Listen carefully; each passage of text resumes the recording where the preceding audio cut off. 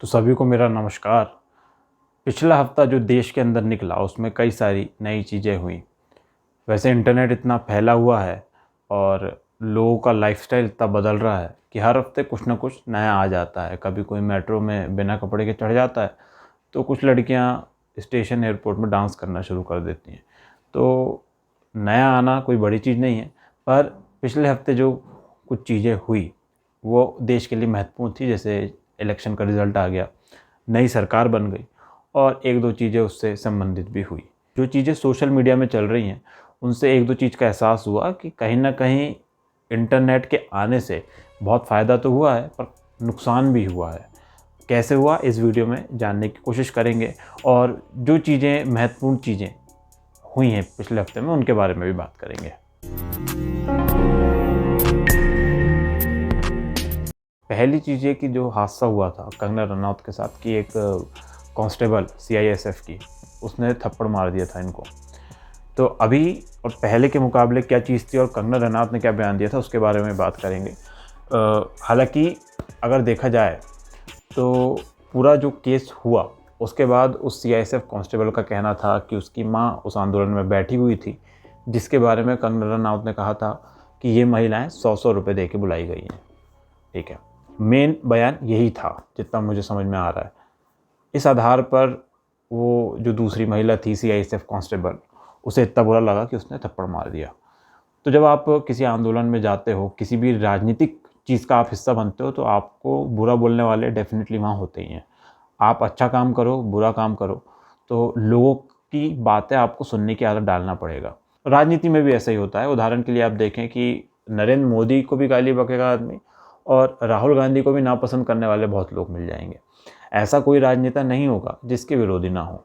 तो क्या ये लोग बुरे हैं?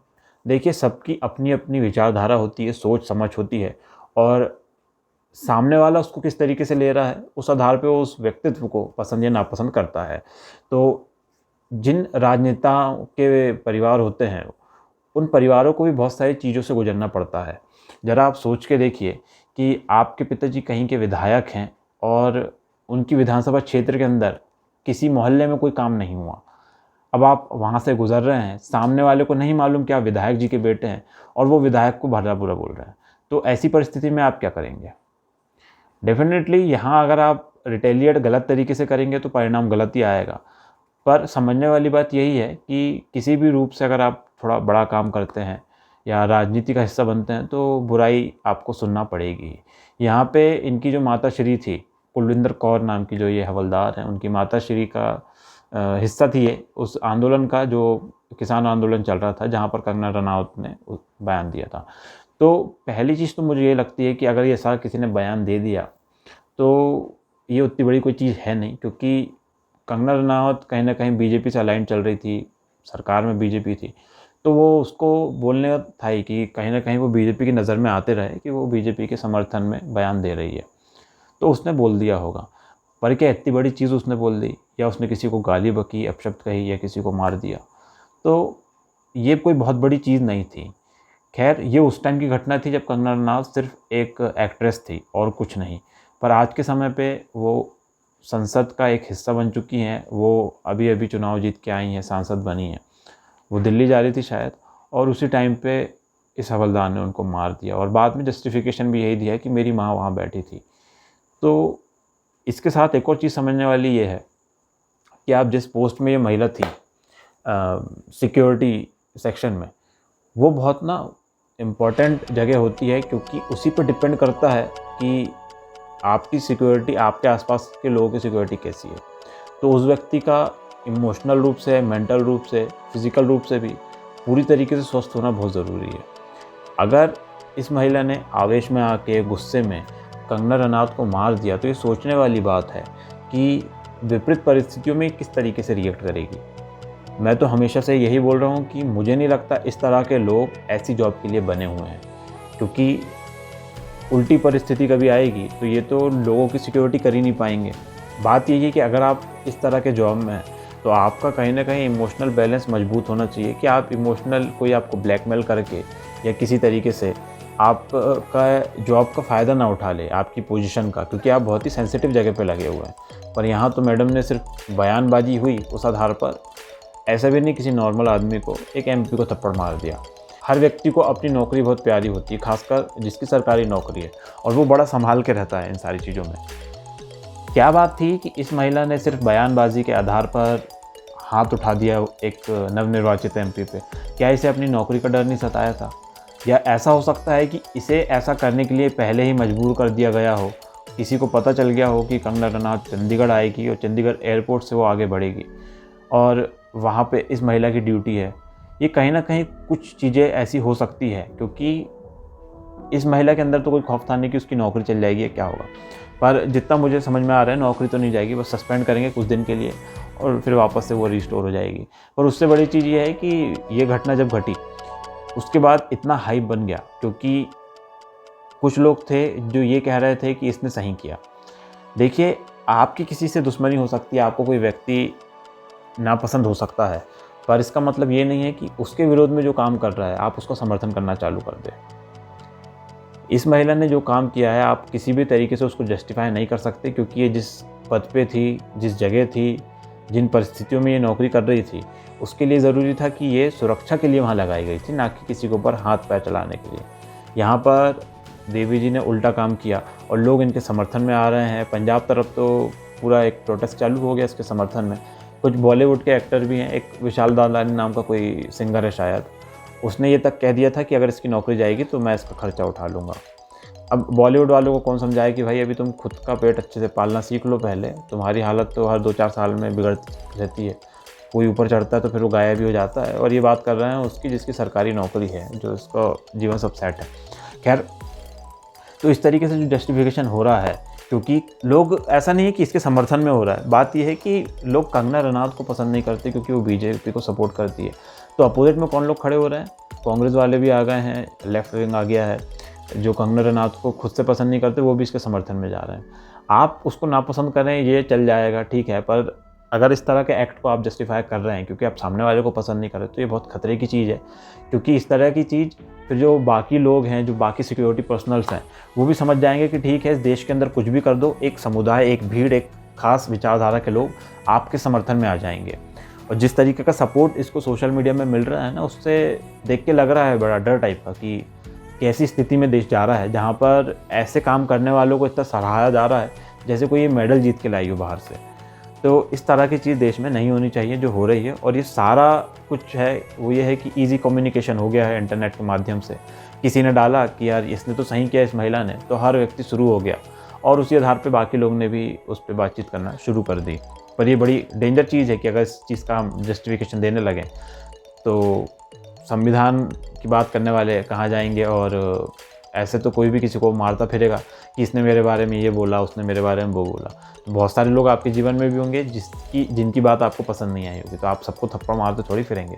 ये जो सारी चीज़ है ना, इसका बेस यही है कि एक पोलराइजेशन हमको देखने को मिल रहा है आज के समय में। आधे हो गए हैं लेफ्ट विंग साइड, आधे हो गए हैं राइट विंग साइड। तो पहले ऐसा इसलिए नहीं हुआ करता था क्योंकि इतना कम्युनिकेशन नहीं था, सोशल मीडिया पे व्यक्ति देख नहीं रहा था। अब ये हो रहा है कि यूपी के अंदर कोई कांड हो रहा है और वहाँ पे लिखने वाला ये लिखता है कि एक मुस्लिम लड़के को 4 हिंदुओं ने मारा। तो यहाँ पे और पूरे देश भर में देखने वाले मुस्लिम वो ये हैं कि यार देखो कितने अत्याचार हो रहा है मुस्लिम लड़के के ऊपर, 4 हिंदू मिलकर उसको मार रहे हैं। पर रियलिटी ये चीज़ थी वहाँ की कि जो मुस्लिम लड़का था वो लड़कियाँ छेड़ रहा था, परेशान कर रहा था, और उस मौका वारदात पे 4 हिंदू लड़के थे जिन्होंने उसको पीट दिया। और ख़बर कैसी बनी? इस तरीके से न्यूज़ भी दिखाई जाती है क्योंकि ये मसाले वाली चीज़ लगेगी कुछ समुदाय को, तो न्यूज़ ऐसी बना दी गई और इस तरीके से बहकाया गया। हालांकि लिखने वाले का मकसद बहकाना नहीं था, उसका तो ये था कि व्यूज़ आते जाएं और लोग ज़्यादा से ज़्यादा इस खबर को देखें, इन सारी चीज़ों को देखें, तो उसकी पॉपुलैरिटी बढ़े, पैसा मिले। पर जो जहर फैला वो गलत तरीके से फैला और उसी ने सब बर्बाद करके रख दिया और लोग बढ़ते चले गए। अभी आप कोई खबर को देखें सोशल मीडिया में तो कहीं ना कहीं आप उससे कनेक्ट हो जाएंगे। अब मणिपुर में क्या हुआ, आपको ग्राउंड रियलिटी उसके बारे में उतना ही मालूम चलेगी जितना आप सोशल मीडिया के अंदर देख रहे हो, वीडियो देख रहे हो, ये न्यूज़ वाले आपको दिखा रहे हैं। बहुत सारी चीज़ें तो ऐसी होंगी जो आप देख ही नहीं पा रहे। खबर जिस तरीके से दिखाने वाले को दिखाना वो वैसा दिखा देगा और बात ख़त्म हो जाएगी। ये सारी चीज़ यूट्यूब के वीडियो में भी हैं। मैं जो आपको बताना चाहता हूँ मैं वही बताऊँगा, ऐसे तरीके से बताऊँगा कि आपको लगेगा कि यही सही है, पर हो सकता है वो आधा अधूरा सच हो। आपको अपनी तरफ से यही करना है कि आप थोड़ी समझदारी रखें और पागल ना बने इस चीज़ को लेके। अभी जिस तरीके से लोग लड़ रहे हैं, कांग्रेस और बीजेपी के समर्थन में आके, कोई किसी पार्टी में आके, तो ये देखना अपने आप में एक तो हँसी भी आती है कि लोग इस तरह के कैसे हो जाते हैं कि अगर कोई राहुल गांधी का फ़ैन है, तो वो उसी के बारे में बात कर रहा है कि ये प्रधानमंत्री एक दिन बनेगा ऐसा-वैसा, फिर नरेंद्र मोदी जी का कोई फ़ैन आ जा रहा है। तो आप इतना भयंकर तरीके से लड़ लेते हैं और सच बात ये है कि ना राहुल गांधी ना नरेंद्र मोदी जानता है कि आप इस दुनिया में कहीं एग्जिस्ट करते हैं। किसी विचारधारा के लिए लड़ना, अपने धर्म के लिए बात रखना ज़रूरी है, पर उसका एक तरीका होता है और सोशल मीडिया में ये तरीका बिल्कुल भी अब नज़र नहीं आता।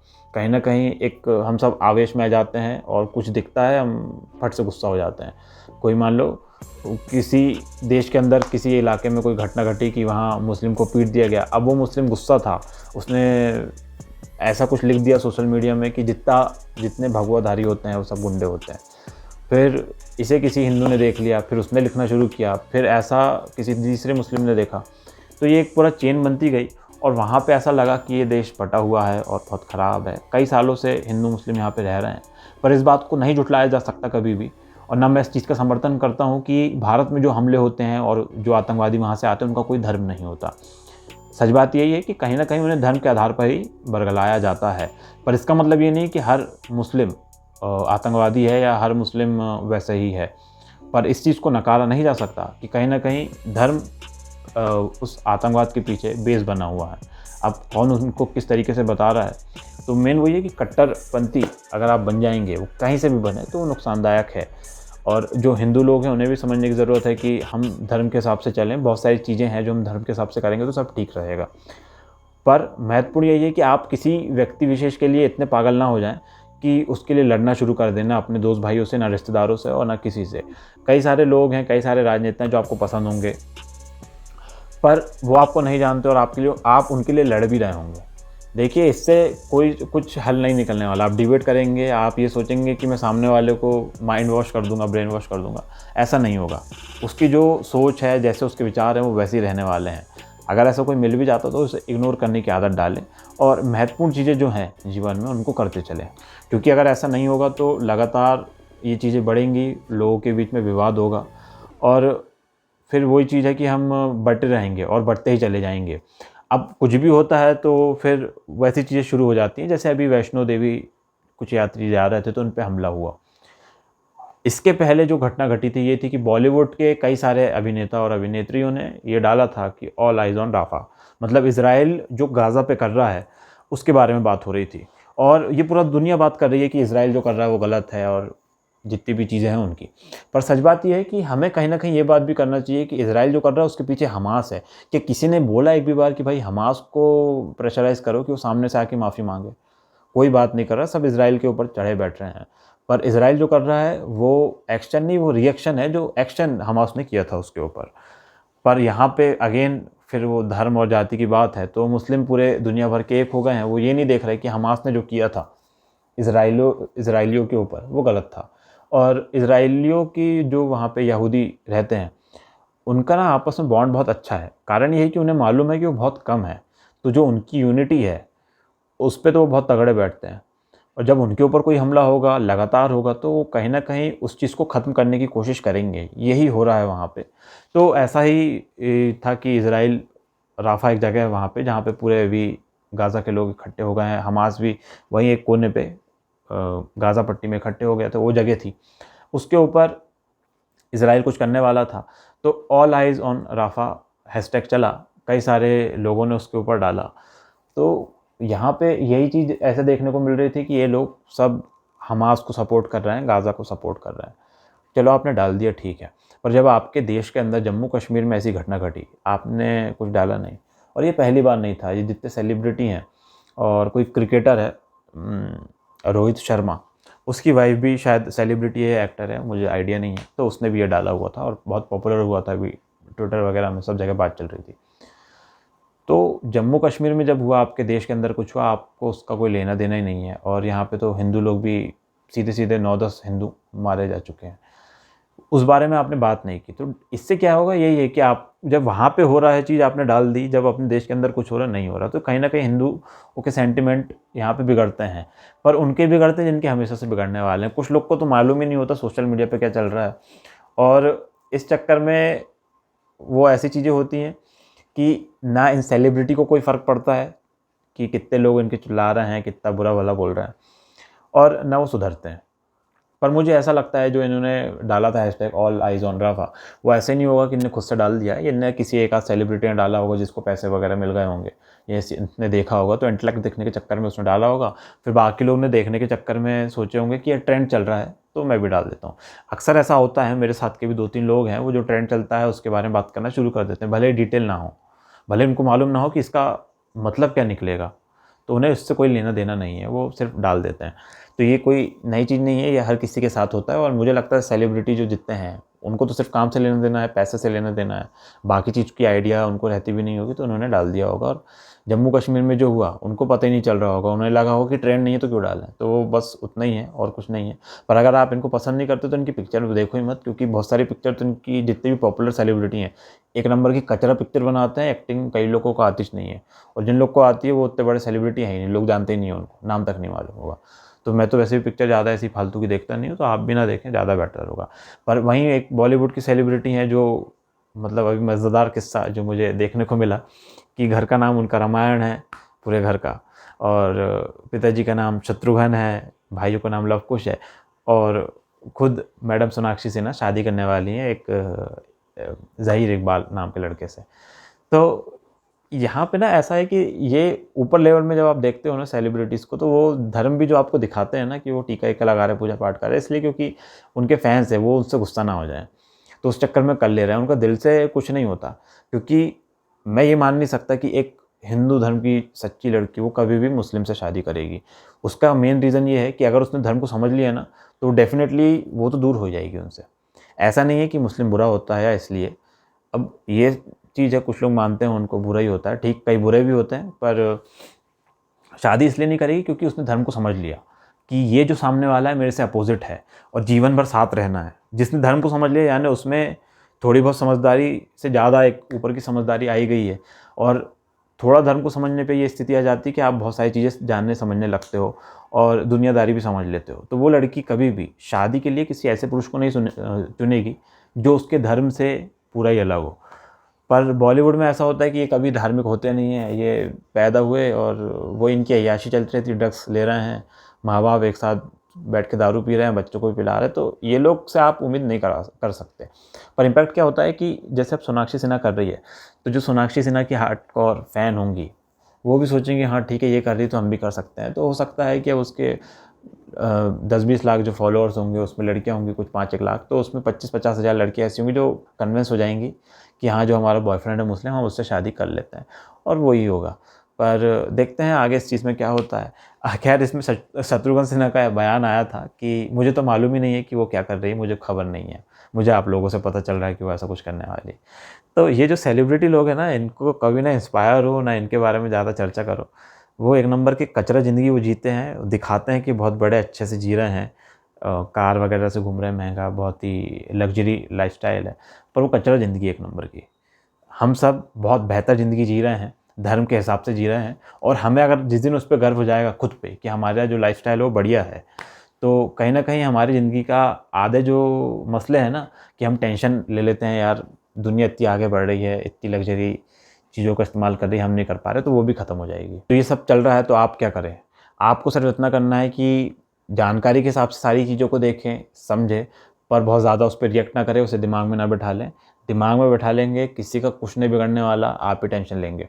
लगातार देख लीजिए, अगर आप हिंदू हैं तो देख लीजिए कि हिंदुओं के ऊपर कितना अत्याचार हो रहा है, आप दलित हैं तो देख लीजिए, निकाल के देख लीजिए, कई ऐसे अकाउंट हैं, और ये पूरा सोशल मीडिया का एल्गोरिथम ऐसा बना है, आप जो चीज़ पसंद करेंगे वही आपको दिखाएगा, और ये प्रूफ कर देगा आपको कि भाई जैसा आप सोच रहे हैं ना अत्याचार हो रहा है, वो आप ही की कम्युनिटी के ऊपर हो रहा है।